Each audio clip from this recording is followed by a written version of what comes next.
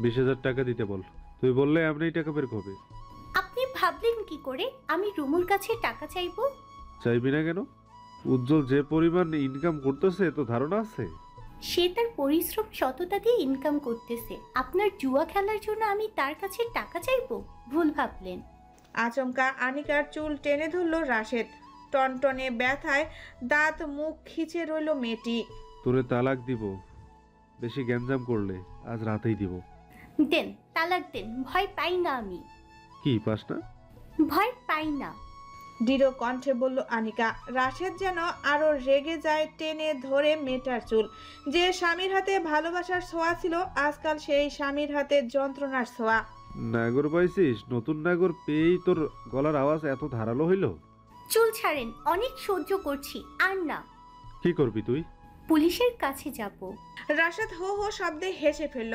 রাশেদের কয়েকক্ষণ হাসিতে গায়ে কাটা তুলল আনিকার। মেয়েটা এবার ভয় পেল।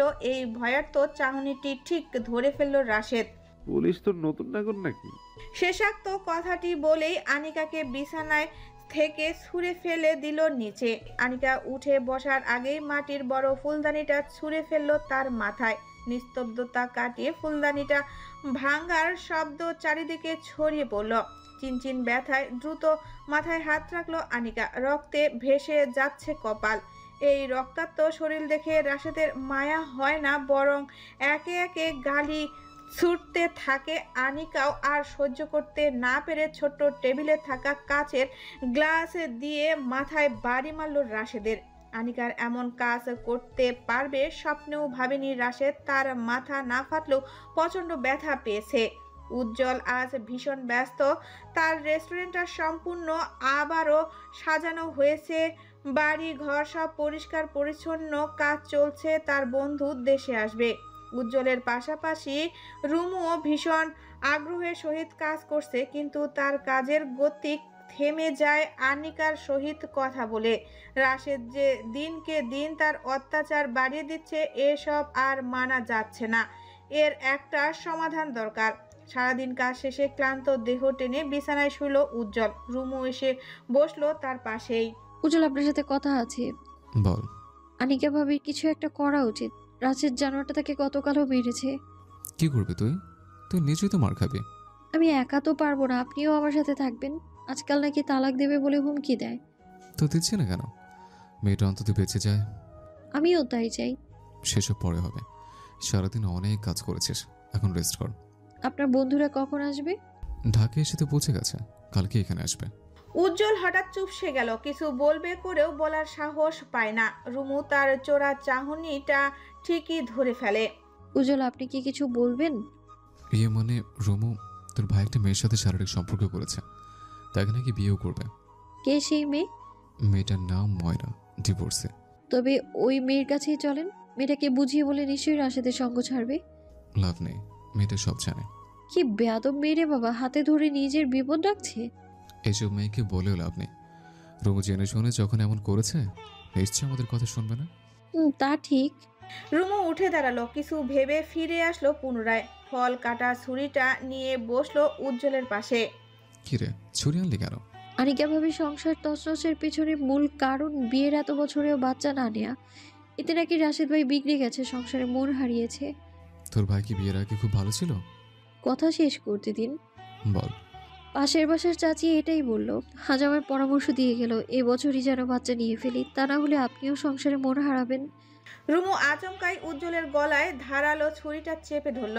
উজ্জ্বল হাসবে নাকি কাঁদবে তার প্রতিক্রিয়া বোঝাতেই ব্যর্থ। তুই দেখি আজকাল পাড়া প্রতিবেশীর কথা খুব শুনিস। আজ শেষবারের মতো দেখিয়ে যাচ্ছি, শুধু আমার ভালোবাসায় আঘাত দেন, গলা কেটে ফেলবো আমি, mind it. Okay okay, same to you. Okay, বাচ্চা কি নিব? আগে বাচ্চা বারণ কর, তারপর সিদ্ধান্ত নিচ্ছে। উর্মি আপা বাচ্চা নাও না কেন? তুইও তো দেখি মুরব্বীদের মতো কথা শিখেছিস। তো আমি কি মুরব্বী না? তোমার একমাত্র ভাইয়ের একমাত্র বউ, আমি তোমার ভাবি হই। আমি কিন্তু মুরব্বীদের কাতারেই পড়ি, বুঝলে? রুমুর কথায় গাল টেনে দিল উর্মি। বাবার বাড়িতে উর্মির আসা হয়েছে বেশ কয়েক মাস পর। উজ্জ্বলের রেস্টুরেন্ট ওপেনিং এর দিনও তার আসা হয়নি, কেননা তামিমের অফিসের কাজের জন্য বের হওয়ার সুযোগ পায়নি। এই বাড়িতে এসে যা বুঝলো, বর্তমান মধ্যমণি হলো রুমু। এই মেয়েটা সারা বাড়ি দাপিয়ে বেড়াচ্ছে, যে কাজটা আগে উর্মি করত। আসার পর আনিকার সাংসারিক অবস্থার কথা শুনে উর্মি নিজেই বাক্যহারা। সাদাসিধা মেয়েটার কপালে এমন একটা জানোয়ার জুটল। রাশেদ ভাই ছোট থেকেই গোয়ার প্রকৃতির ছিল। চাচা যান যাও শাসনে রাখতো, কিন্তু চাচি আমার জন্য তাও হতো না। আদরের ছেলেকে কেউ কিছু বললেই রেগে মেগে এক শেষ অবস্থা। এখন তো আম্মার কথাই শুনে না, আমাকে পাত্তা দেয় না। আনিকার কি হবে? মেয়েটার তো বাপের বাড়ির দিক দিয়েও কেউ নেই। জানি না কি হবে, আব্বার সাথে এই ব্যাপারে কথা বলতে হবে। গরম গরম নকশি পিঠা ভেজে তুলল উর্মি। শিরায় ঢালার সাথে সাথে পিঠাগুলো কেমন রসে মাখো মাখো অবস্থা। রুমু তৃপ্তির সহিত তাকিয়ে রইল নতুন অতিথির জন্য যে কত প্রকার পিঠার আয়োজন করা হয়েছে তা বলে বোঝানো যাবে না। রান্নার কাজ শেষ হয়েছে কিছুক্ষণ আগেই। দুপুর পেরিয়ে গেছে। রোদেরা পাতার ফাঁকে ঝিলিক দিয়ে রান্নাঘরের জানালা ছুঁয়েছে। রুমু এগিয়ে গেল নিজ কক্ষে। উজ্জ্বল এসেছে, আওয়াজ পাওয়া গেছে। উজ্জ্বল, আপনার বন্ধুরা কত দূর? আরে বলিস না, ওরা নাকি গুগলে দেখে আসতে গিয়ে রাস্তা হারিয়ে ফেলেছে। এখন ফোনে বলে দিয়েছে শর্টকাট চলে আসবে। উজ্জ্বল আপাত মস্তক তাকালো রুমুর পানে। মেয়েটা আজ শাড়ি পরেছে, হালকা সাজে দুর্দান্ত লাগছে মেয়েটাকে। গায়ের টি শার্টটা খুলতে খুলতে উজ্জ্বল বলে, শাড়িটা তো আমি দেইনি, কোথায় পেলে? উর্মি আপা এনেছে। আমাকে কেমন লাগছে? লাল মরিচের মতো লাগছে। কি, এটা কেমন কথা? সত্যি কথা, চিকনা চাকনা শরীরটা লাল ছাড়ে জড়িয়েছিস, তোকে আসলেই লাল মরিচের মতো লাগছে। লাল মরিচের ঝাল নেবেন না উজ্জ্বল ভাই? উজ্জ্বল ভাই শব্দটা শুনেই ধমকে উঠল। কে তোর ভাই? তাছাড়া এই মরিচের ঝাল নেই, মিষ্টি মিষ্টি। রুমুর ঠোঁট বাঁকালো, এগিয়ে এসে কামড় বসালো উজ্জ্বলের বুকে। সে বুঝিয়ে দিতে চাইলো তার ঝাল, কিন্তু উজ্জ্বল কি কম যায়? রুমুকে সরিয়ে দেওয়ার পরিবর্তে আরো কাছে টেনে নেয় এবং কামড় দেয় রুমুর ঘাড়ে। উজ্জ্বলের আক্রমণে রুমু ভড়কে যায়। নিজেকে ছাড়াতে নিলেও ছাড়া পায় না। রুমু ব্যথায় দাঁত খিঁচে বলে, ওরে রক্তচোষা বাদর, ছাড় আমায়। চুমু বউ, চুমুরা কি কামড়াকামড়ি করছে কেন? উজ্জ্বল ছাড়েন, শাড়ি এলোমেলো হচ্ছে আমার সাজ। চুপ, কার জন্য সাজলে? আমার জন্য না, আমি এলোমেলো করেছি, কেউ তো করনি। আঁচল আটকে থাকার জন্য কাঁধে লাগানো সেফটি পিনটা উজ্জ্বল খুলে দিল। মুহূর্তেই ঝরঝরিয়ে জর্জেট শাড়িটা মেঝেতে পতিত হলো। রুমু উজ্জ্বলকে ছেড়ে নিজেকে আড়াল করতে চাইলো, কিন্তু তা কি আর হয়? প্রেমময় প্রহরটা যে উজ্জ্বল কিছুতেই হাতছাড়া করবে না। যখনই রুমুর দু ঠোঁট নিজের আয়ত্তে আনলো, তখনই বাড়ির উঠোনে বেজে উঠল গাড়ির হর্ন। উজ্জ্বল অতি সত্ত্ব দূরে সরল এবং রুমুর হাতে পুড়ে দিল আঁচলের অংশটুকু। রুমুর ঠোঁট টিপে হেসে বলে, আমি জানতাম এমনটাই হবে। আমিও জানতাম, যখন একটু মোটে আসি তখনই। যাই হোক, শাড়ি ঠিক করে আয়। বেশ কয়েক বছর পর ইতালির কুয়ার ব্যাংকটা এবার দেশে ফিরছে। সময় সুযোগ কোনোটাই এই ব্যস্ত জীবনে হয়ে ওঠে না। আসবে আসবে করেও যখন আশা হচ্ছে না, ব্যস্ততা ক্রমশ ঘিরে ধরছে। তাই ব্যস্ততাকে বুড়ো আঙ্গুল দেখিয়ে প্লেনের টিকিট কেটে এনে নিজের স্ত্রীকে সারপ্রাইজ দিল। এই তো এবার যাচ্ছে তারা বাংলাদেশ। আরশাদের স্ত্রী খুশবুর এমন সংবাদ দেখে খুশির তালে মুচ্ছা যায় যায় অবস্থা। কত বছর পর ফিরছে নিজ দেশে। আরশাদের পুরো নাম আরশাদ ইহসান। তার জন্ম থাকা সবটাই ইতালিতে। ইতালির বাতাসে বেড়ে ওঠা ছেলেটা নিশ্চয়ই বিয়ে করবে ইতালির স্থায়ী কোনো মেয়েকে, কিন্তু না, এই ছেলে ভালোবেসে ফেললো অতি সাধারণ বাঙালি এক মেয়েকে। এই মেয়েকে পাওয়া কি এতই সহজ ছিল? আরশার ইহসান নাকে দড়ি নিয়ে ঘুরেছে, পথ হারিয়েছে, ভ্রমে পড়েছে, সব পেরিয়ে খুঁজে পেল তার ফ্রুজিকে। এখন আবার হয়তো ভাবছেন ফ্রুজিকে। সেই খুশবুই হলো আশরাতের ফুজি। আশেপাশে বৃহৎ গাছপালা এবং ফুল গাছে সুসজ্জিতর মাঝে উঠোনে গাড়ি থামালো আরশাদ। লোহার ভারী গেটটা খোলাই ছিল। নিশ্চয়ই আরশাদের কথা ভেবেই পূর্বে খুলে রেখেছিল উজ্জ্বল। গাড়ি থেকে নেমেই মুলাকাত হলো উজ্জ্বলের সহিত। সামনাসামনি দুই বন্ধু একে অপরকে পেয়ে খুব বেশি আবেগপ্রবল হয়ে উঠেছে। সৈয়দ শামসুল এবং নার্গিসকে সালাম জানালো আরশাদ এবং খুশবু। বাড়ির উঠোনে বিদেশি লোকটাকে দেখে সবার মাঝেই চলছে নানা আগ্রহ। রুমু দ্রুত শাড়ি গুছিয়ে সবার মাঝে উপস্থিত হলো। আরশাদ কয়েক পলক তাকে দেখে ভ্রু কুঁচকে অপরিপক্ক বাংলায় বলে, এই বাচ্চা মেয়েটা তোমার বউ? শারীরিক গঠনে রুমুকে সবার মাঝে ছোট মনে হয়, তার মাঝে যখন শাড়ি পরে উপস্থিত হলো তখন বাচ্চা বাচ্চা ভাবটা কেটে গেলেও আরশাদের কাছে রুমুকে সেই ছোট্ট মনেই হলো। রুমু আগ্রহ ভরা চোখে পরখ করলো আরশাদকে। ধবধবে ফর্সা চামড়া, চোখ জোড়া, বাদামি মনির অধিকারী এই মানুষটাকে নিয়ে তার কৌতূহল ক্রমশ বাড়ছে। এতকাল যাবৎ টিভিতেই দেখেছিল এমন বিদেশি নায়কদের, আজ যেন চোখের সামনে একটা নায়ক দাঁড়িয়ে আছে। সব পছন্দ হলেও আরশাদের কথা মোটেও পছন্দ হলো না রুমুর। এই কেমন বাংলা বলা, ঘেটে ঘ করে দিচ্ছে মধুর বাংলাটাকে। আমি বাচ্চা নই। বেশ জোর নিয়ে বলল রুমু। তার প্রতিক্রিয়া দেখে হেসে ফেলল আরশাদ, সেই সাথে হাসলো বাকিরা। এত ঘন্টার জার্নি শেষে আরশাদ এবং খুশবুকে পাঠানো হয়েছে আলাদা একটি কক্ষে। সুসজ্জিত কক্ষে প্রবেশ করতেই বিছানায় গা এলিয়ে দিল খুশবু। আরশাদ, কতদিন পর নিজ শহর ছেড়ে অন্য শহরে এলাম। অন্য কোথাও যাওয়ার নাম নিলে আমার ভয় করে, তবুও যে সাহস করেছি এটাই অনেক। কেন ভয় করে আরশাদ? ভুলে গেলে? মনে পড়ছে না। গ্রামে আসবো বলে আমাদের সেই বাস অ্যাক্সিডেন্টের কথা মনে নেই? অল্পের জন্য তোমাকে হারাতাম। খুশবু চুপসে যায়, চুপচাপ তাকিয়ে রইল আরশাদের পানে। এই বিভৎস স্মৃতি সে ভুলে যেতে চায়। আমরা এখানে কয়দিন থাকবো আরশাদ? যতদিন না ব্যস্ত জীবনের তারা আসে। আমার গোসল করা উচিত, শরীরটা ম্যাচ ম্যাচ করছে। ঠিক আছে, যাও। জামা হাতে তুলে ওয়াশরুমে পা বাড়ালো খুশবু। দুপুরের খাবার খেতে বসলো সন্ধ্যার আগ মুহূর্তে। সবাই মিলে জড়সড় হয়ে আরশাদ এবং খুশবুকে আপ্যায়নে ব্যস্ত। উজ্জ্বল মুরগির লেগ পিসটা আরশাদের প্লেটে দিতেই আরশাদ তা তুলে দিল খুশবুর প্লেটে। উজ্জ্বলের প্রশ্নবিদ্ধ চাহনির উত্তর সাজিয়ে বলে, ফ্লোজির এটা পছন্দ। ভাবিটা তো আছে। আচ্ছা দাঁড়া, মাছে ডিমের ভোনা দিচ্ছে, ওটা ট্রাই কর। ফ্লোজিকে দে, ওর মাছের ডিম ভীষণ পছন্দ। আরশাদের একের পর এক কাণ্ডে সবার মাঝে খুশবু বেশ বিব্রত বোধ করছে। এ আর নতুন কি? আরশাদের এসব অভ্যাস আজকালের নয়, সেই শুরু থেকেই। রুমু আর চোখে তাকালো উজ্জ্বলের পানে। সে যেন কিছুই ইঙ্গিত করছে। যখনই উজ্জ্বল সরে দাঁড়ালো তখনই গাল ফুলিয়ে রুমু বলে, কই এমনভাবে কখনো আমার প্লেটে মোরগের রান মাছের ডিম তো তুলে দিয়েছো? তুলে দেবো কেন? বাজি থেকে সরাসরি তোর প্লেটেই পড়ে, তাহলে তুলে দেবো কেন? অন্যকে দেখে অনুকরণ করা বন্ধ কর। এত তো খাবার খেয়ে আরশাদের পেটটা যেন এক্ষুনি ফেটে যাবে। সবাই তাকে এত ইচ্ছে খাইয়ে ছেড়েছে, এতদিনের ডায়েট চোখের পলকে জলে ভেসে গেল। আরশাদ বসার ঘরে সবার সহিত আড্ডা দিচ্ছিল, অথচ খুশবু চুপ সে আছে। সহজে কারো সাথে মিশতে পারে না সে।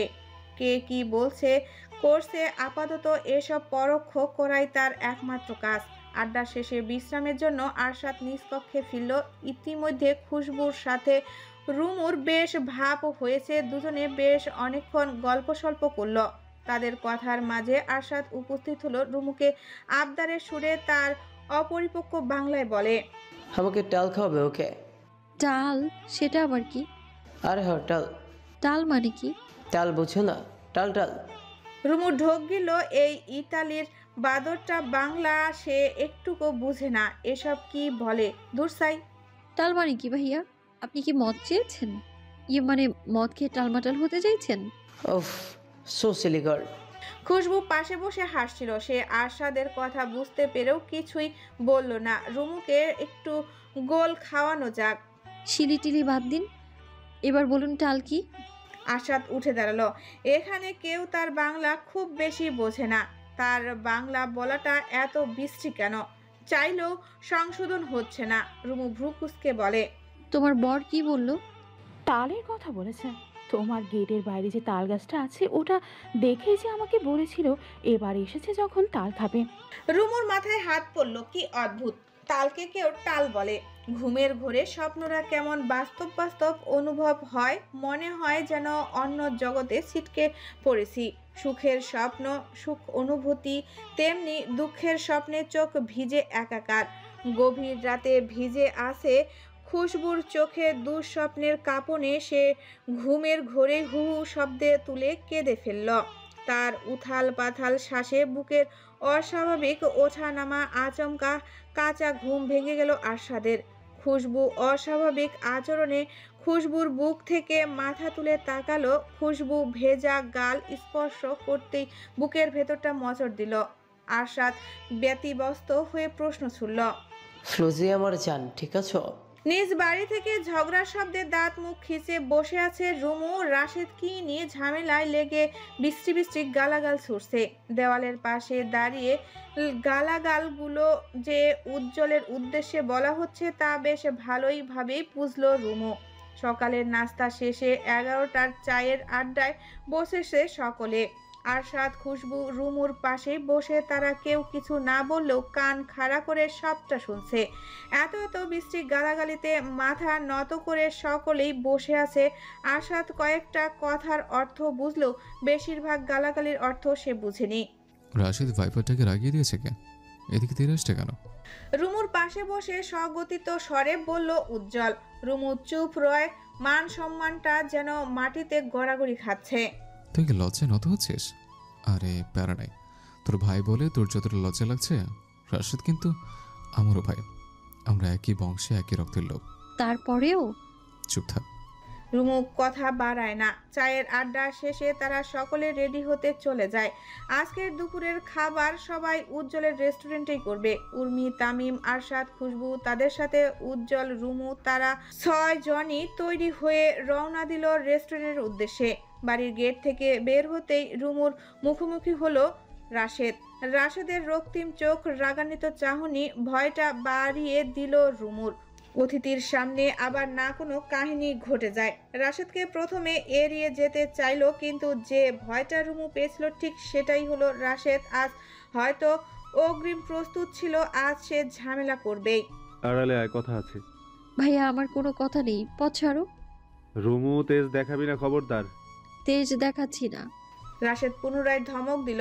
উজ্জ্বল চুপচাপ দাঁড়িয়ে থাকলো। এবার আর চুপ থাকতে পারলো না। রুমুকে সরিয়ে এগিয়ে গেল সে। কি সমস্যা তোর? ঝামেলা করতে চাইছিস? ঝামেলা তো তুই করেছিস। আমার বোনকে বিয়ে করে ঝামেলা কে বাড়ালো? যাকে বিয়ে করলাম তার মাথা ব্যথা নেই, যার মেয়েকে বিয়ে করলাম তারও মাথা ব্যথা নেই। তুই কোন খাদের মূলা? কথাবার্তা সাবধানে বল, নষ্ট কোথাকার তোর। রাশেদ কথা শেষ করার আগেই তার বুকে ধাক্কা দিয়ে সরিয়ে দিল রুমু।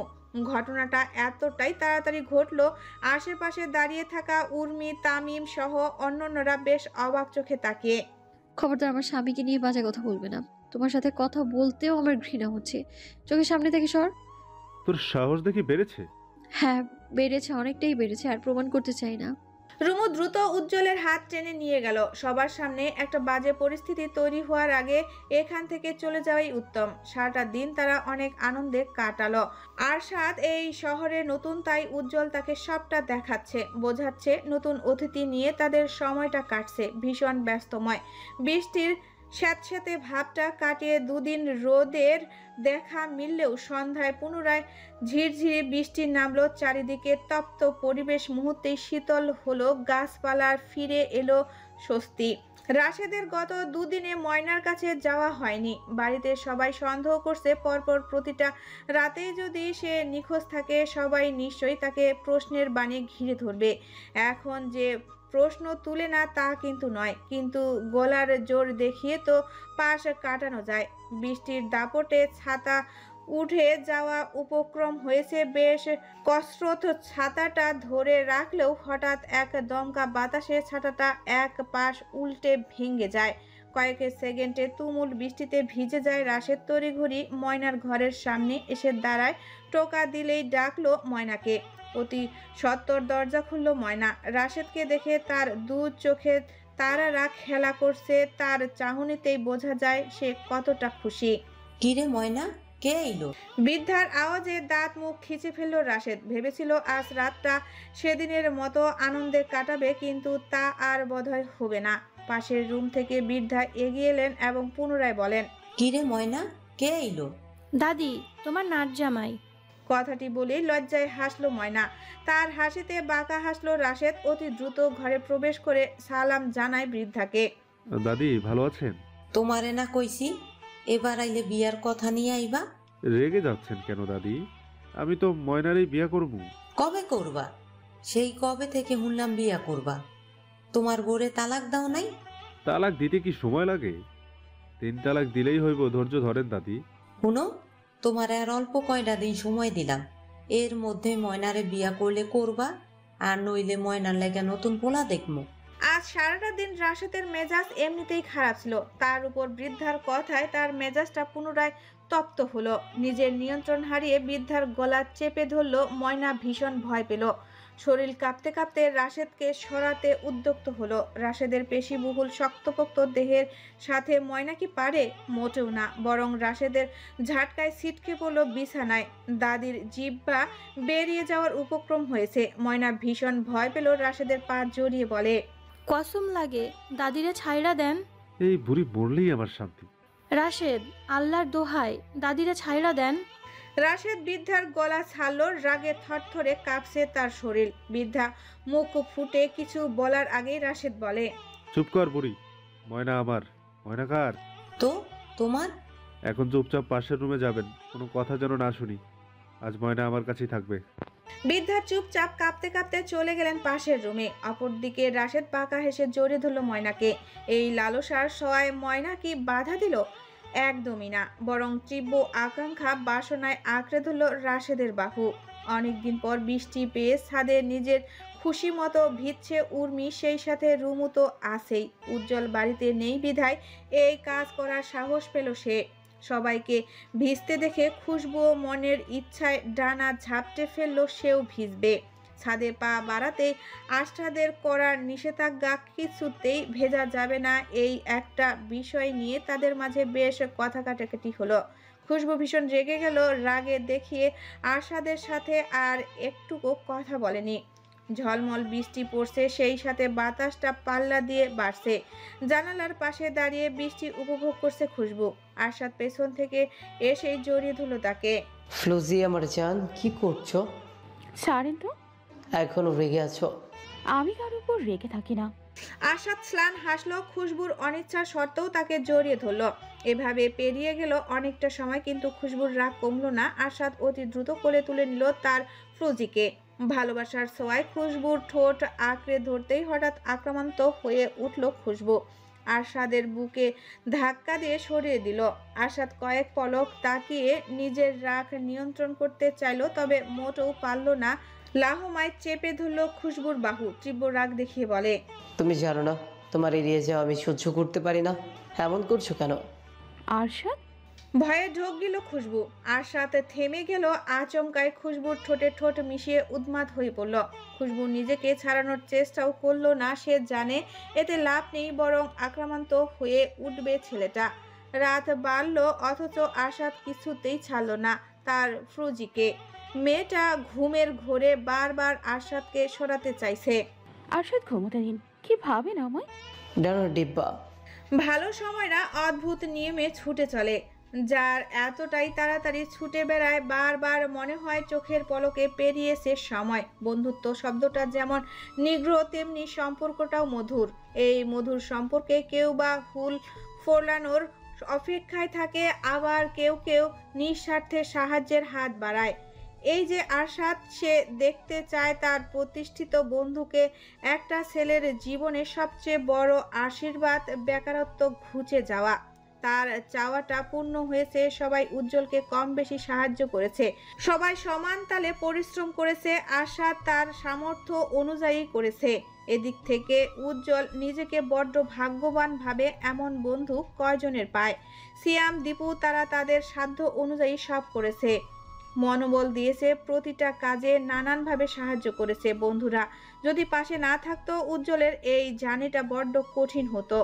আশাতের উজ্জ্বলের বাড়িতে থাকা হলো 5 দিন। এই 5টা দিন চোখের পলকে কেটে গেল। ভালো সময়টা অতি দ্রুত চলে যায় কেন? উজ্জ্বলের পরিবার অতিথি আপ্যায়নে কোনো ত্রুটি রাখেনি।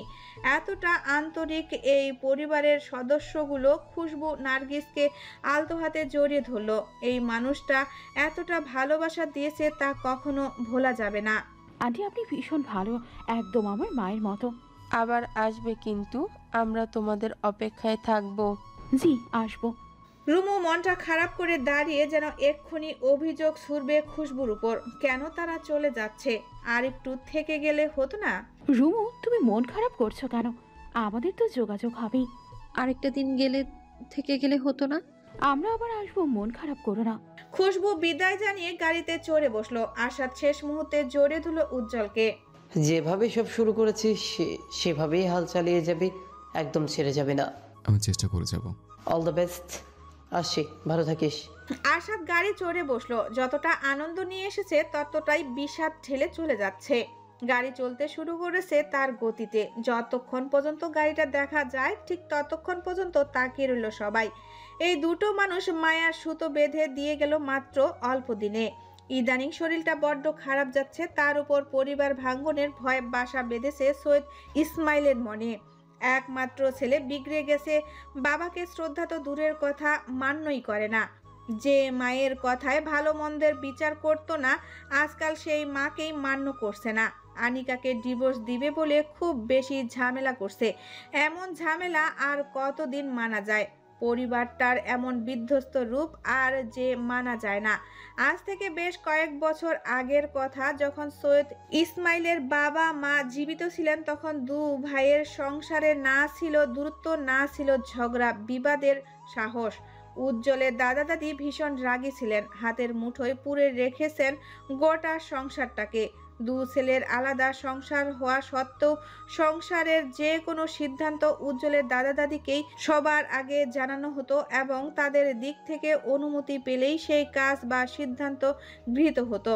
এভাবেই নিজেদের দায়িত্ব কর্তব্য শাসনে সংসারটাকে জোড়ায় রেখেছিল তারা। কিন্তু মানুষ মরণশীল, আজীবন তো বেঁচে থাকে না। চোখের পলকে অল্প কয়েক মাসের ব্যবধানে উজ্জ্বলের দাদা দাদি মারা গেলেন। তারপরেই সংসারে অনাবৃষ্টি শুরু হলো। বিশেষ করে রুমুর মা রাবেয়া, তিনি সর্বদা চেয়েছেন সংসারটা নিজেদের দাপটে রাখতে। এ কি আদৌ সম্ভব? ওয়ারিশে পাওয়া সম্পত্তিগুলো নিয়েও তার ছিল মন কষাকষি। সম্পত্তির জের তাদের ঝগড়া ঝামেলা তীব্র রূপ ধারণা করে। প্রথম পর্যায়ে উজ্জ্বলের বাবা মা এসব জড়াতে চায়নি, কিন্তু দিনের পর দিন ব্যাপারটা এত দূর এগিয়ে যায় তারাও আর চুপ থাকতে পারেনি। রুমুর মামাদের সাহায্যে জাল দলিল বানিয়ে রাবেয়া দখলদারিতে লেগে পড়ে। একদিন এসব নিয়ে ঝামেলার মাঝেই রাশেদ চাকুর সাহায্যে সৈয়দ শামসুলের পিঠে পোঁচ দেয়। আকস্মিক ঘটনায় দু দলের পাল্টাপাল্টি মারপিট শুরু হয়। দু দলের লোক ছিল, কতজন যে আহত হয় হাসপাতালে ভর্তি হয় তা হিসাব নেই। পুলিশ আসে ঝামেলা মিটমাট করতে চায়, কিন্তু এসব আজও মিটমাট হয়নি। রুমুর মামারা টাকার বলে পুলিশের মুখ বন্ধ রাখে। দু ভাইয়ের মাঝে সৃষ্টি হয় বিস্তর ফাটল। এক নারীর প্রলোভে দু ভাইয়ের মাঝে বিস্তর দূরত্ব সৃষ্টি হয়। এই দূরত্ব ঘুচাতে চায় উজ্জ্বল, সেই সাথে পেতে চায় যার জন্য কৌশলে জন্মেছে এক বিস্তর অনুভূতি। অল্প বয়সে থেকেই রুমুর প্রতি যত্নশীল উজ্জ্বল এই যে এক ধরনের টান কাজ করে, এই টানটার নাম দেওয়া হয়নি, কিংবা উজ্জ্বল জানেই না এর নাম কি। সময়ের সাথে সাথে উজ্জ্বল সিদ্ধান্তে উপলব্ধি হয় যে রুমুকেই সে বিয়ে করবে এবং দু ভাইয়ের সম্পর্ক পুনরায় জোড়া লাগাবে।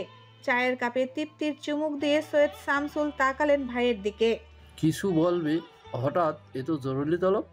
আমার সংসারের অবস্থা আশা করি কম বেশি তুমি জানো। আজ বাদে কাল যদি মরে যায়, আমার ছেলের সব সম্পদ নিজের আয়ত্তে নিয়ে নেবে। আমার ছেলের ওপর এক বিন্দু ভরসা আমার নেই। সৈয়দ ইসমাইল তাকালেন, হতাশার শ্বাস ছেড়ে পুনরায় বলে, রাশেদ ইদানিং অনিকাকে তালাক দেওয়ার জন্য উঠে পড়ে লেগেছে। যে মেয়ে এই জানোয়ারটাকে ভালোবেসে বাড়ি ঘর ছাড়লো, সেই মেয়েটার এমন দুর্দশা আমি মানতে পারছি না। আমি একটা সিদ্ধান্ত নিয়েছি, জীবিত অবস্থায় আমার সব সম্পত্তি ভাগ বাটোয়ারা করব। উত্তম সিদ্ধান্ত। তা হঠাৎ আমাকে ডাকলে কেন? ভাইজান, রেগে থাকবেন না। অতীতে যা হয়েছে তা নিয়ে আমি লজ্জিত। হাজারবার বলছি, আবারও বলছি, তুমি ছাড়া আমাকে কে সাহায্য করবে ভাইজান? তোমার কি সাহায্য চাই? আমার সম্পত্তির এক ভাগ আমি এতিমখানায় দান করব। উত্তম সিদ্ধান্ত। বাকি যা আছে তা রুমুর নামে, অনিকার নামে, স্ত্রীর নামে এবং রাশেদের নামে ভাগ করে দেব। আমার যে তোমার সাহায্য চাই। ঠিক আছে, আমি তোমায় সাহায্য করব। তবে আবার দেখো, আমার ছেলের সংসারে এসব নিয়ে রাশেদ কোনো ঝামেলা করে। ওরাও ভালো আছে, ভালো থাকতে দাও। আমি কি চাইবো না আমার মেয়ে ভালো থাকুক? সেদিনের কথা এতটুকুই সমাপ্ত হয়। তারপর দু ভাই মিলে সম্পত্তির ভাগে যাবতীয় কাজে লেগে পড়ে। সেদিনের পর কেটে গেল কয়েক মাস। আজ রৌদ্র ঝলমল একটি দিন। রান্নাঘরের যাবতীয় কাজ শেষে আনিকা রুমুর সাথে ভিডিও কলে কথা বলছিল। আজ তারা বিকেলে ঘুরতে যাবে। আনিকা যে রুমুর সাথে বের হবে এই ব্যাপারটা নিয়ে রাশেদের নিশ্চয়ই বিরোধিতা থাকবে, কিন্তু এসব নিয়ে এখন আর মাথা ব্যথা নেই আনিকার। জীবন চলছে উদ্দেশ্যহীন, যা হবার হবে, এই তো চলছে চলার মতো। হঠাৎ রাশেদ এবং তার মায়ের চিৎকার চেঁচামেচি বাড়ল। ইদানিং মা ছেলের ঝগড়া লেগেই থাকে।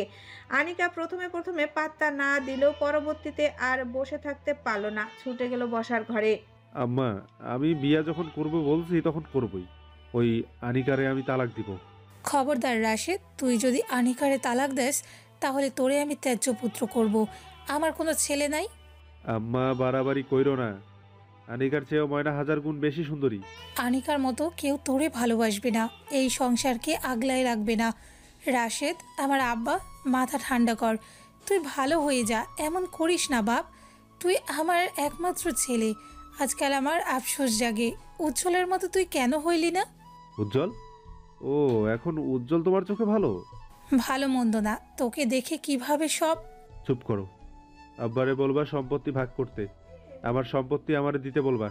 আমি আমার বউ নিয়ে আলাদা হব। তোর বউ মানে? ময়নাই হবে আমার বউ। জানোয়ার, তোর গলা কাটটা ফেলবো আর একবার যদি সম্পত্তির কথা মুখে আনিস। গলা কাটবা? আমার কথা মতো না চললে ভবিষ্যতে কপালে ভাতও জুটবে না। আব্বার সব সম্পত্তি আমার হবে, আমার। এই সম্পত্তির ভাগ আমি কাউকে দেব না। তোর যতটা অধিকার রুমুরও ততটাই অধিকার। রুমু সম্পত্তির কারা করিও পাবে না। সব হবে রাশেদের। এই সৈয়দ বংশের সর্বোচ্চ ক্ষমতাবান ব্যক্তি হব আমি। রাশেদ দাঁতে দাঁত চেপে বেরিয়ে গেল। রাগে থরথরে কাঁপছে তার শরীর। আনিকা দরজার চৌকাঠে দাঁড়িয়ে দেখছে সব। এই ছেলেটাকে সে ভালোবেসেছিল। রাশেদ তো এমন ছিল না। আনিকার এক ফোঁটা অশ্রু গড়িয়ে পড়লার আগেই টলটলে চোখে দেখলো যে ছেলে সব উতাল করে ছাড়তো, সেই ছেলে এখন আনিকাকে প্রতিনিয়ত নিয়ম করে কাদায়। ভালোবাসার রং পাল্টায় কেন তার অস্তিত্ব নেই। মাত্রই ঘরে প্রবেশ করলেন সৈয়দ ইসমাইল। এই ঘরে ঝগড়া তর্কাতর্কি এখন নিত্যদিনের কাজ, তাই এসবে তিনি গা লাগায় না। চুপচাপ চলে গেলেন বিশ্রাম নিতে। বাইরে ঝুট ঝামেলা শেষে নীরে ফেরা হয় একটু শান্তির উদ্দেশ্যে। সেই নীরেই যদি শান্তি না থাকে তবে মানসিকভাবে সম্পূর্ণ বিধ্বস্ত হতে হয়। রাবেয়া কাঁদতে কাঁদতে সৈয়দ ইসমাইলের নিকট উপস্থিত হলেন। ছেলেটার কিছু একটা ব্যবস্থা করেন। এই ছেলে তো মানসিকভাবে ঠিক নাই, জন্তু হয়ে গেছে, জন্তু। ছেলের এই অবস্থার জন্য দায়ী কে? তোমার অতিরিক্ত লোভ, লালসা, হিংসা সব কিছুতে ছেলেটাকে জড়িয়ে এত দূরে এনেছো। আমি আমার ভুল বুঝতে পারছি। আজ বলল সম্পত্তি সব তার, সে নাকি সম্পত্তি তার নামে লিখে নেবে। ইসমাইল বিগলিত হাসলেন। সম্পত্তি আরও আগে আমি ভাগাভাগি করে ফেলেছি। যার প্রাপ্য সে তা পাবে, তবে তোমার অমানুষ ছেলে কিছুই পাবে না। যতদিন না সে নিজের ভুল অনুতপ্ত হবে ততদিন সে কিছু পাবে না। এসব তুমি করলে কখন? কয়েক মাস আগেই। একদম যথাযথ কাজ করেছো। এবার দেখবো ময়নাকে কি করে বিয়ে করে। ইসমাইল তাচ্ছিল্য হাসলেন, কিছুটা টিপকিনি কেটে বলেন, আশ্চর্য, ছেলের পক্ষ নেবে না? হঠাৎ বিপক্ষে গেলে কেন? ছেলের পক্ষ নিয়ে অনেক তো কাহিনী রটালে, শেষ পর্যায়ে আমার একমাত্র মেয়েটাকেও ছাড়লে না। রাবেয়া প্রতিউত্তর করার আগে হিংস্র রূপ ধারণ করে রূপে প্রবেশ করে রাশেদ। তার রক্তিম ভয়াবহ চাহনিতে কলিজা কেঁপে উঠল রাবেয়ার। বাইরে থেকে সব শুনেছি আমি, সব। রাশেদের শান্ত স্বর রাবেয়ার ভয় বাড়ায়, তবুও তিনি প্রতিবাদ জানিয়ে বলেন, তোর আব্বা বেশ করেছে, তোর মতো ছেলেকে টুকরো টুকরো করে নদীতে ভাসিয়ে দেওয়া দরকার। এসব কথা বলে লাভ নেই। আজকে এই মুহূর্তে আমি ময়নাকে বিয়ে করব।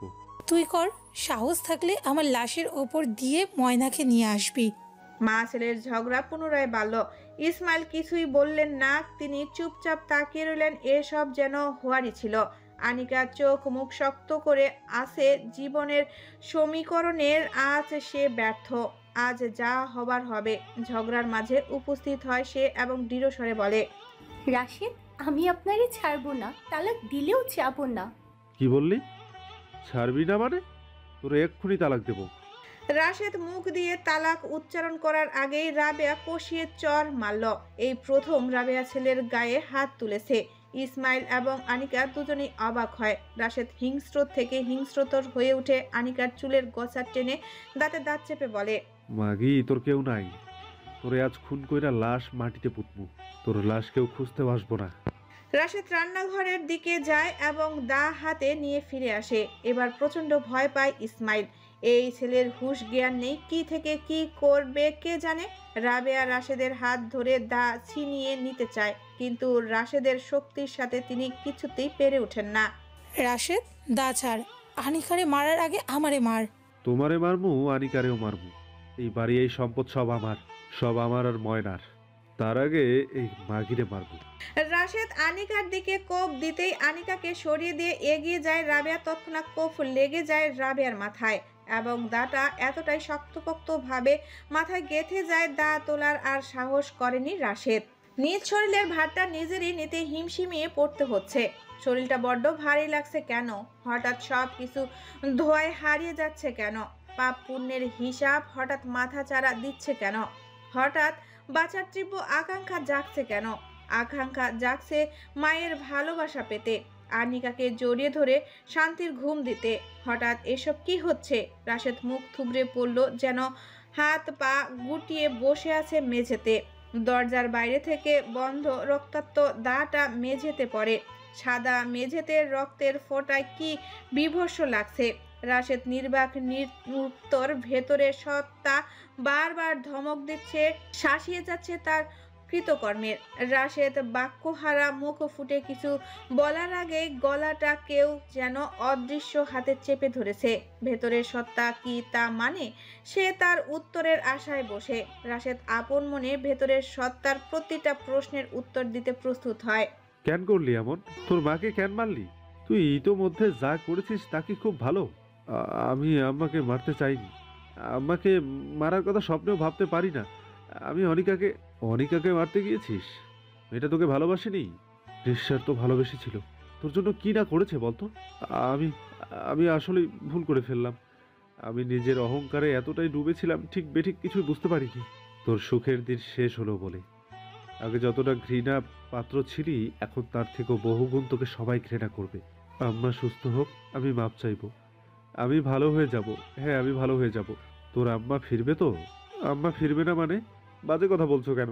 ফিরে আসার রাস্তা বোধহয় বন্ধ হয়ে গেছে। রাশেদের কলিজা কেঁপে উঠল। প্রতিবাদ জানিয়ে কিছু বলার আগে ভেতরের সত্তা কথায় উধাও হয়ে গেল, তার হদিশ নেই। তখন ঘটনাটা এতটাই তাড়াতাড়ি ঘটেছিল, কেউ বুঝেই উঠতে পারেনি কি করবে। রাবেয়ার মাথায় হাত রেখে ছিটকে পড়লেন মেঝেতে। রক্তে ভেসে যায় তার সমস্ত দেহ। ইসমাইল স্ত্রীর এরূপ অবস্থায় কেঁদে ফেললেন।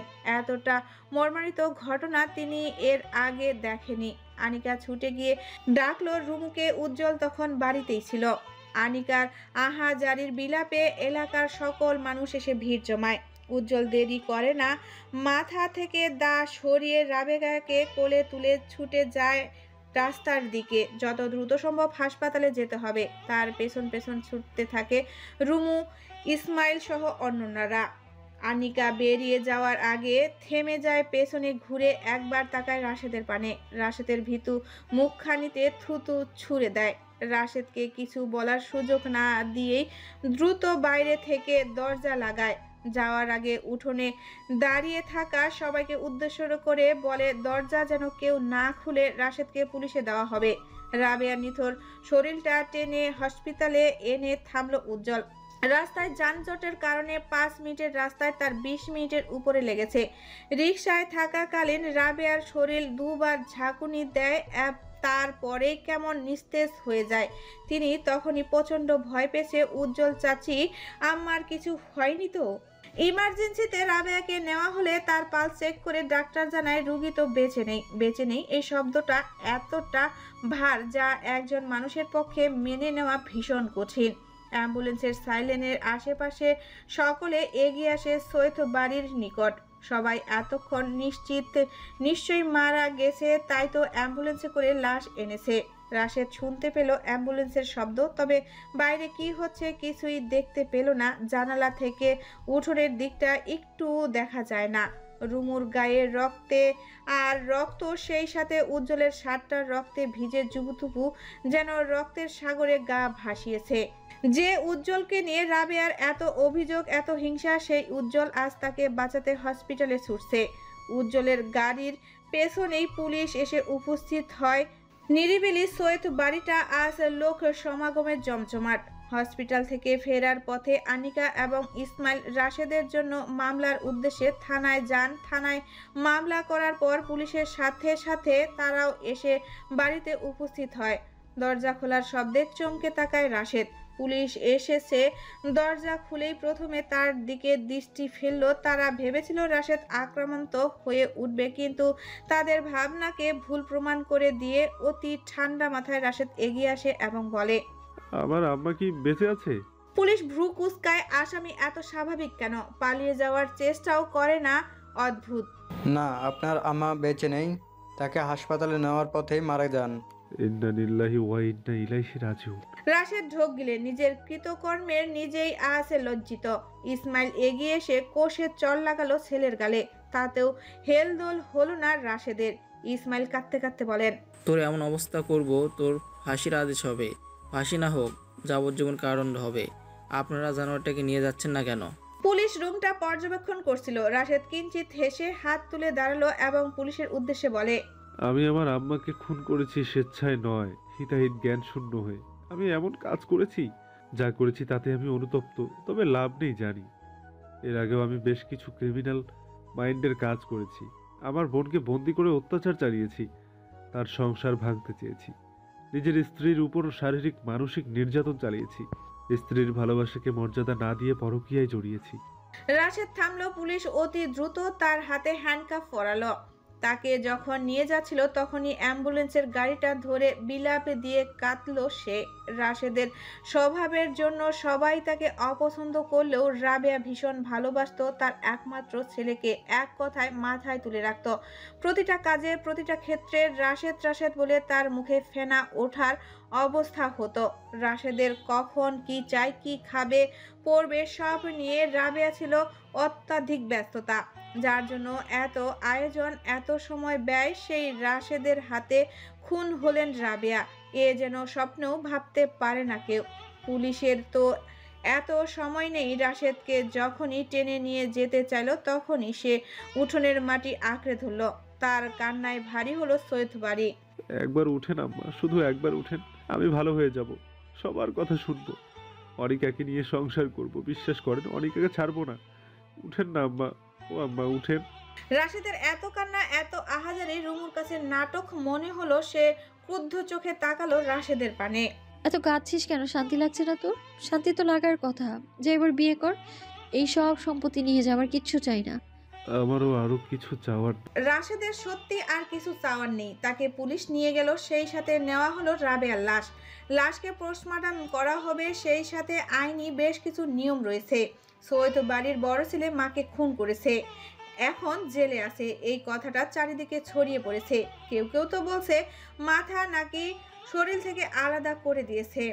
এলাকা সহ চারিদিকে শুরু হয়েছে চাঞ্চল্য। সবাই ভিড় জমাচ্ছে সৈয়দ বাড়িতে। এই সংবাদ ময়নার কাছেও এসেছে। সংবাদটি পাওয়া মাত্র ময়নার দাদির শরীরে কাঁটা দেয়। কত বড় জানোয়ার এই ছেলেটা! মানুষ খুন করার সাহস রাখে। এই ছেলের কি ভয় ডর নাই? ময়না বিষণ্ণ মুখে বসে আছে, চোখ দুটো তার ঝাপসা। শরীর থেকে এখনো যেন রাশেদের গন্ধ আসছে। এই তো রাতেই মানুষটার সাথে থেকেছে, সে এখন সব কি শুনছে। ময়নার বিষণ্ণ মুখখানি দেখে দাদি সান্ত্বনা দিয়ে বলেন, ময়না, তোরে আল্লাহ বাঁচাইছে, শুক্রিয়া কর। সৈয়দ বাড়ির বউ হওয়ার স্বপ্ন রয়েই গেল দাদি। আমি কি আর বড়লোক হব না? বড়লোক হওয়ার স্বপ্ন কি স্বপ্নই রইল? চুপ কর মাতারি। সবার আগে জীবন যদি না বাইচা থাকোস, বড় লোক হয়ে কি করবি? কসাইডারে বিয়া করতে কান্তাছস? বাদ দাও দাদি, আমার কপালটাই খারাপ। মোটেই না, তোর বিয়া হইব, বড় ঘরেই তোর বিয়া হইব। ময়না প্রতিউত্তর করে না, চুপচাপ তাকিয়ে রইল আকাশ পানে। রাতে জেলখানার বাইরে দাঁড়িয়ে আছে ময়না। একবার রাশেদের সাথে দেখা করার ইচ্ছা জেগেছে তার, কিন্তু কি করে দেখা করবে? দেখা করার কি অনুমতি পাবে? যত দ্রুত সম্ভব তাকে কোর্টে তোলা হবে। রাশেদের জামিন কখনোই হবে না তা সে জানে, কেননা যে আপনজনরা রাশেদকে জেল থেকে মুক্তি করার কথা, যারা লড়াই করার কথা, তারাই আজ রাশেদের ফাঁসি চাইছে। হঠাৎ ময়নার চোখ পড়ল সিএনজির করে আনিকা এসেছে, তার সাথে এসেছে অচেনা একজন ছেলে এবং মেয়ে। ময়নার নিকট ছেলে এবং মেয়েটাকে অচেনা মনে হতেই পারে, কেননা সে আগে তো উর্মি আর তামিমকে দেখেনি, কিন্তু আনিকাকে দেখেছে বহুবার রাশেদের ফোনে, তাই তো চিনতে মোটেও সময় লাগলো না। আনিকাকে হঠাৎ দেখে উত্তেজিত হয়ে পড়ে সে। ভেবেছিল তাকে হয়তো আনিকা চিনে ফেলবে, তাই দ্রুত নিজেকে আড়াল করতে গিয়ে ছুটে পালিয়ে যায়। তখনই ইটের সাহায্যে হোঁচট খেয়ে আনিকার সামনেই পড়ল ময়না। আনিকা সঙ্গে সঙ্গে তুলে দাঁড় করায়। মেয়েটার বৃদ্ধা আঙ্গুলের চামড়া ছিলে রক্ত ঝরছে। আনিকার মায়া লাগলো, দ্রুত হাতে থাকা টিস্যুটি চেপে ধরল ময়নার পায়ে। এত ছোটাছুটি করলে কেন? ইস, কত রক্ত ঝরছে। টিস্যুটা ধরে রাখো, সামনের ফার্মেসি আছে, ব্যান্ডেজ লাগিয়ে নিও। ময়না কোনো মতে ধন্যবাদ দিয়ে ছুটে পালালো। আনিকা কি তাকে চিনতে পারল না? মেয়েটার চোখে মুখে এত মায়া, অথচ রাশেদ এই মেয়েটাকে ঠকালো। ময়না ভীষণ অবাক হলো, সেই সাথে অবজ্ঞায় হাসলো। আনিকা মনে মনে সিদ্ধান্ত নিয়েছে রাশেদের সাথে আজকে এই মুহূর্তে শেষ দেখা করবে। দুজন দাঁড়িয়ে মুখোমুখি, তবে সামনে দেওয়াল হয়ে দাঁড়িয়েছে জেলের শিকলগুলো। শুরুতে কথা তুলল রাশেদ। আমাকে মাফ করে দাও অনিকা, আমি যা করেছি তাতে অনুতপ্ত। আম্মা আমার হাতে, আমি ভাবতে পারছি না। রাশেদ কেঁদে ফেললো, পুনরায় গলা ঝেড়ে বলে, বিশ্বাস করো, আরেকবার যদি সুযোগ পাই নিজেকে পাল্টে ফেলবো, সংসারে মন দেব, আম্মার সকল স্বপ্ন পূরণ করব, আব্বার মনের মতো ছেলে হব, তোমার চোখে দেখা সেরা স্বামী হব। আনিকা তাচ্ছিল্য হাসে, তার হাসিতে রাশেদ ঢোক গিলল। এমনটা নিশ্চয়ই হওয়ার কথা ছিল। আনিকা দাঁত মুখ শক্ত করে বলে, নারী লোভী পুরুষ কখনো এক নারীতে তৃপ্তি পায় না। ভীষণ জ্বরে ভুগছে উজ্জ্বল। জ্বরের দাপটে শরীর কাঁপছে, নাক দিয়ে অঝরে পানি ঝরছে, জিভা কেমন জঘন্য তিতকুটে হয়ে আছে। রুমু অবিশ্রত জলপট্টি দিয়ে যাচ্ছে, জ্বর কমার নাম নেই। ডাক্তারের কাছে যাওয়ার কথা থাকলেও উজ্জ্বল তায়রামি করে যায়নি। ছেলের চিন্তায় নার্গিসের মুখটা শুকিয়ে গেছে, কি খাবে না খাবে ভেবে অস্থির তিনি।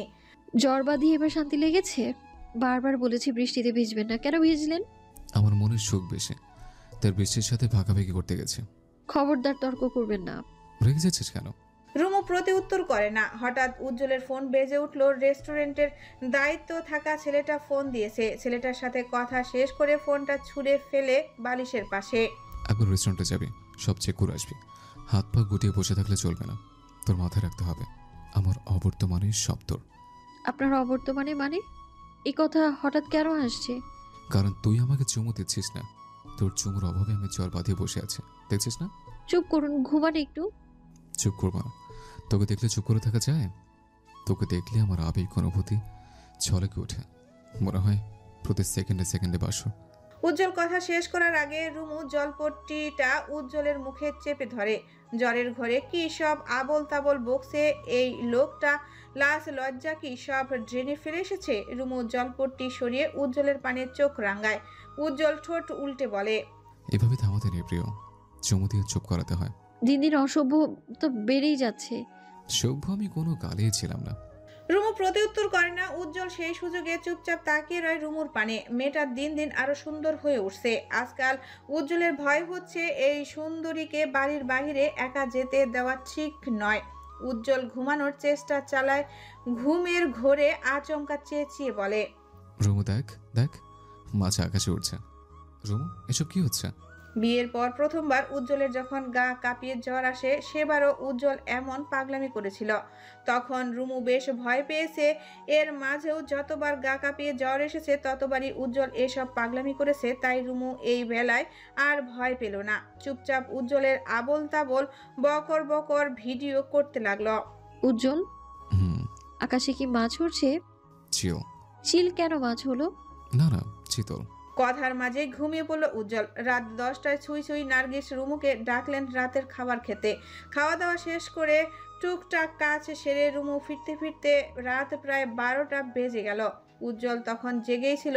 ঝাপসা চোখে কয়েক পলক তাকালো রুমুর পানে। বাইরে থেকে আসা বাতাসে গায়ে কাঁটা তুলছে উজ্জ্বলের। ছেলেটা কাঁথা জড়িয়ে কেমন গুটিয়ে আছে। উজ্জ্বল, আপনার কি বেশি খারাপ লাগছে? না। কিছু খাবেন? কি খাবেন বলুন, আমি বানিয়ে দিচ্ছি। কাছে আয়। রুমু কাছে গেল। ভেবেছিল উজ্জ্বল কিছু বলবে, কিন্তু তার ভাবনা মিথ্যা হলো। তপ্ত দেহে রুমুকে আগলে ধরলো। রুমু নিজেকে ছাড়াতে চাইলো। উজ্জ্বলের শরীরের তাপে তার কেমন উসখুস লাগছে, অথচ উজ্জ্বল তো তা চায় না। উজ্জ্বল চায় রুমুর শরীরটা তার আয়ত্তে থাক।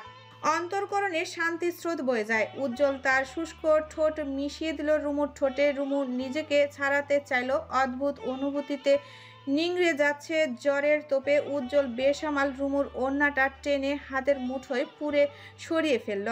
রুমু বুঝতে পারে উজ্জ্বল নিজের নিয়ন্ত্রণ হারিয়ে ফেলেছে। কি থেকে কি করছে ছেলেটার মাথায় নেই। উজ্জ্বল প্লিজ, আপনি অসুস্থ। কথা বলে না। কন্ট্রোল হারাবেন না প্লিজ উজ্জ্বল। কথা শেষ করার আগেই রুমুর ঠোঁটে কামড় বসালো উজ্জ্বল। মুহূর্তেই ব্যথায় কুকড়ে উঠল সে। সময়ের তালে তালে দুজনেই কন্ট্রোল হারালো। উজ্জ্বলের দেহের উষ্ণতায় মিশে গেল রুমুর দেহে। সারাটা রাত উজ্জ্বলের কোনো পরিবর্তন হলো না। না রুমুকে ঘুমাতে দিল, না তার জ্বর কমলো। ভোরের আলো যখন ফুটতে শুরু করেছে তখনই রুমু ঘুমের কোলে ঢলে পড়ল। উজ্জ্বলের চোখে তখনও ঘুম নেই। রুমুর অনাবৃত দেহের কাঁথা টেনে আগলে ধরল বুকের মাঝে। তখনই চোখে পড়ল রুমুর ঠোঁটে ঘাড়ে কামড়ের দাগগুলো লাল হয়ে আছে। উজ্জ্বল কিঞ্চিত হেসে কামড়ের স্থানে চুমু খায়। রুমুকে জ্বালাতে ফিসফিসিয়ে বলে, বেয়াদব, আমি রাতে একটু ঘুমোতে দেয় না। দুপুর সময়টাতে উজ্জ্বলের জ্বর ছেড়ে এলো। দুজনে তখন কথায় ব্যস্ত। তখনই উপস্থিত হয় আনিকা। আসতে পারি? আরে বাপ, আপা এসো। ভাবি শব্দটা বদলে গিয়েও থেমে গেল রুমু। রাবেয়ার মৃত্যুর 1.5 বছর পেরিয়ে গেছে। এই 1.5 বছর সময়টা খুব অল্প হলেও পাল্টে গেছে অনেক কিছু। যেমনটা পাল্টে গেছে আনিকার জীবন, তেমনি নিজেকে পাল্টে নিয়েছে সৈয়দ ইসমাইল। আনিকার হাতে খাবারের বাড়িটা রাখলো টেবিলে এবং উজ্জ্বলের পানে তাকিয়ে বলে, জ্বর আছে নাকি গেছে? মাঝপথে। স্মিত হেসে বলল উজ্জ্বল। আনিকার পানে এক পলক তাকালো রুমু। মেয়েটাকে যত দেখে ততই অবাক হয় সে। এই মেয়েকে দেখে কেউ বলবে না সে বিবাহিত। এই মেয়েটার একটা সময় কোমরে আঁচল গুজে সংসার সামলিয়েছে। তার চলাফেরা এসেছে বেশ পরিবর্তন। আগের মতো সাদাসিধা চলাফেরা এখন আর তার নেই। এখন সে বেশ স্টাইলিশ একটা মেয়ে। রাশেদের সাথে আনিকার ডিভোর্স সম্পূর্ণ হয়েছে অনেক আগেই। আনিকা নতুন করে পড়াশোনা শুরু করেছে। তার এই পরিবর্তন সবাই বেশ সাপোর্ট করেছে। একবার ভালোবেসে সব ছেড়ে ঠকে গেল মেয়েটা। ফুলের মতো সুন্দর মেয়েটার বাকি জীবন নষ্ট হোক কেউ চায় না। আনিকা বাঁচুক, নিজের মতো করে বেঁচে থাকুক। পেছনে ফেলে আসা 1.5 বছরে আনিকা একবারও রাশেদের সাথে জেলে দেখা করেনি। শুধু সে নয়, সৈয়দ ইসমাইলও নিজেও দেখা করেনি। উজ্জ্বল মাঝে মাঝে দেখা করে আসে, কিন্তু রুমুও গাঢ় অভিমান বুকে চেপে ভুলে গেছে তার কোনো ভাই আছে। রাশেদকে নিয়ে চলা মামলা এখনও চলমান। তার জামিনে কেউ এগিয়ে এলো না। পরিস্থিতির সময় সবকিছু তার বিরুদ্ধে। রুমু হাসি মুখে বলে, আজ ক্লাসে যাওনি আপা? না, আজ শরীরটা ভালো লাগছে না। আব্বা বললো হালিম খাবে। ভাবলাম চাইনি যখন বানিয়ে ফেলি। তোমাদের জন্য এনেছি, খেয়ে বলো কেমন হয়েছে। তোমার হাতে হালিম বেস্ট, এই কথা তো জানি আমি। এই শোনো, উজ্জ্বলের জ্বর কমলে বাড়ি যাবে আমার সাথে। 2 দিন থাকবে। একা একা বাড়িতে ভালো লাগে না। আব্বা কাজ শেষ করে এসে ঘুমিয়ে যান। মিথ্যা বলবো না, আব্বা আমাকে যথেষ্ট সময় দেন। উজ্জ্বল তাকালো আনিকার পানে। বেশ সাহস নিয়ে বলেই ফেলল, আপা একটা কথা বলি, কিছু মনে করবেন না তো? বলো, কি বলবে? এভাবে আর কতদিন? বিয়ে করে সেটেল হয়ে যান। আগে যা হয়েছে সেসব বাদ দিলাম। এখন আমরা সবাই দেখে শুনে আপনাকে বিয়ে দেবো ইনশাল্লাহ। আপনার চক্ষু কাউকে পাবেন। আমাকে বিয়ে দেওয়ার আগে আবার বিয়ের কথা ভাবো। মানুষটার কত বছর একা থাকবে? পুরুষ মানুষ বাইরে দখল সামলে বাড়ি ফিরলে বইয়ের প্রয়োজন হয়, একটা আপন মানুষের প্রয়োজন হয়।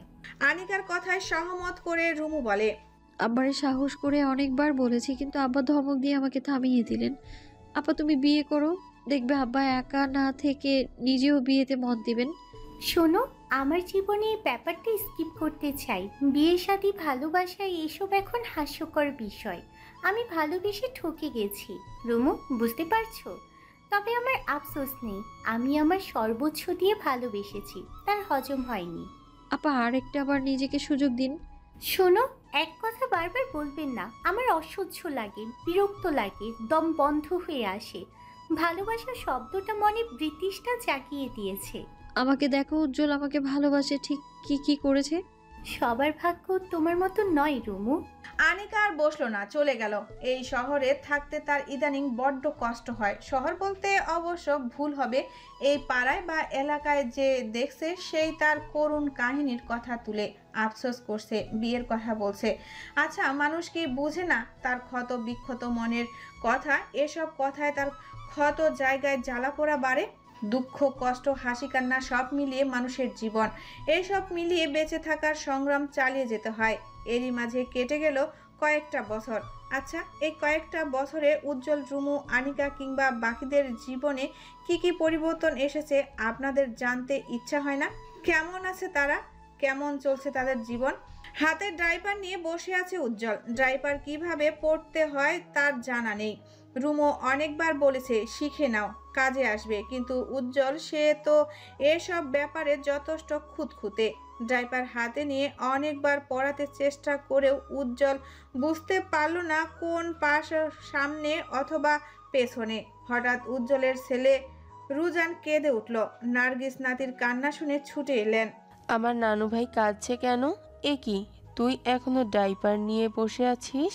উজ্জ্বলের পিঠে ঝুম করে একটা কিল বসিয়ে দিল নার্গিস। ইদানিং রুজানের জন্য উজ্জ্বলকে সবার তোপের মুখে পড়তে হয়। বাচ্চা কাচ্চা নিয়ে উজ্জ্বলের তেমন কোনো অভিজ্ঞতা নেই, তাই হুটহাট কোনো ভুল করে ফেললে সবাই তাকে নিয়ে পড়ে। নার্গিস রুজানের ডাইপার পরিয়ে কোলে তুলে চলে গেলেন। রুমু মাত্রই গোসল সেরে রুমে ফিরল। উজ্জ্বলকে গোমরা মুখে বসে থাকতে দেখে বলে, কি হয়েছে? আম্মা মেরেছে। রুমু খিলখিলিয়ে হেসে উঠল। এসব নতুন নয়, বর্তমানে ঘরের একমাত্র রাজত্বকারী রুজান, তাকে কেউ অনাদর করলেই হলো, বাকিটা ইতিহাস। ডাইপার পরিয়েছিলেন? মিথ্যে কথা রুমু, এই মিথ্যুকের কথা বিশ্বাস করিস না। ডাইপার আমি এসে পরিয়ে গেছি। নার্গিসের হঠাৎ আগমনে রুমু উজ্জ্বল দুজনেই ভরকে গেল। নার্গিস রুজানকে রুমুর কোলে দিয়ে উজ্জ্বলের কান টেনে ধরলেন। খবরদার, মিথ্যে কথা বললে তোর খবর আছে। আরে মা, লাগছে তো, ছাড়ো। নার্গিস কান ছেড়ে চলে গেল। যাওয়ার আগে বকতে ভুললেন না।